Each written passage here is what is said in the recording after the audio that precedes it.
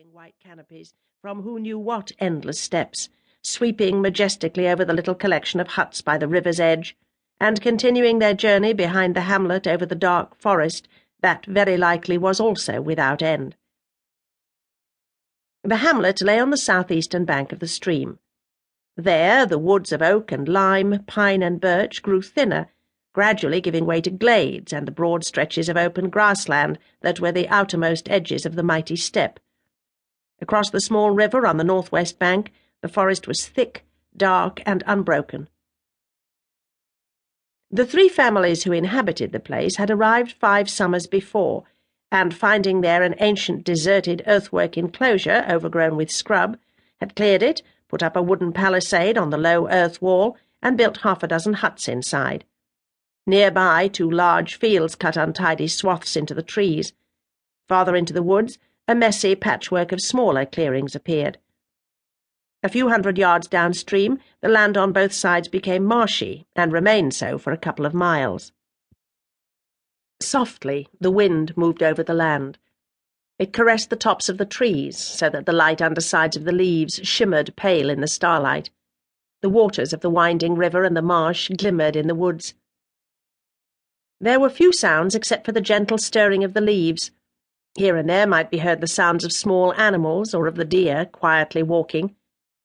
At a certain point near the marsh, against the monotonous background of the frogs croaking, an attentive ear might have picked up the crackle of a bear making its way along the wood's edge. But by the hamlet the only sound was that of the leaves, and the intermittent rustle as the breeze stroked the long field of barley, sending a ripple like a momentary shiver down its length. The wind moved, yet did not move. For sometimes the field stood still or swayed in another direction, as though the wind from the east had paused lazily before brushing the ripened barley once again. It was the year A.D. 180, and yet it was not. That is to say, although future times would give to this year such a number, as yet the Christian calendar was not in use. Far south, in the Roman province of Judea, where Jesus of Nazareth had lived, learned Jewish rabbis had calculated that it was the year A.M. 3940. It was also the 110th year since the destruction of Jerusalem. Elsewhere in the mighty Roman Empire, it was the 20th and last year of the reign of Marcus Aurelius, also the first year of the single rule of Commodus. In Persia, it was the year 491 of the Seleucid era. What year was it here, then, in the tiny hamlet at the forest's edge? So far as history is aware, it was not any year. It was 5 years since the last village elder died.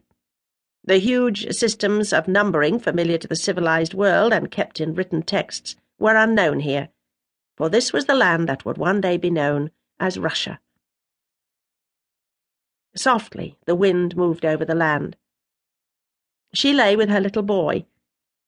The worrying thoughts of the day before had passed from her mind in sleep, like the pale clouds receding over the forest behind the river. She slept at peace. There were 12 people sleeping in the hut. 5 of them, including Lebed and her child, lay on the broad shelf that ran across the room over the big stove. On this warm summer night the stove was unlit. The air was thick with the sweet, earthy smell, not unpleasant, of folk who have worked all day in the field, harvesting.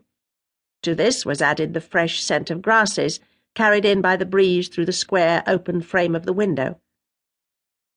She lay at one end of the wooden shelf, a lowly position, because she was the most junior of her husband's wives.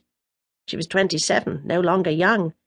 Her face was broad, and her body had already developed a stocky roundness at the hips. Her thick, fair hair had slid over the edge of the shelf. Beside her, in the curve of her plump arm, lay a little boy of 5. She had had other children before him, but they had died, and so he was all she possessed. She had been 15 when she married, and she had always known that her husband had only taken her because she was strong. She was there to work. But she had few complaints. He was not unkind. Still a tall, good-looking man at 40, his weather-beaten face had something soft, even wistful about it. And usually when he saw her, his light blue eyes would gleam with a gentle mocking amusement as he called, "Here comes my Maudvinian." With him it was a term of affection. With the others, however, it was not.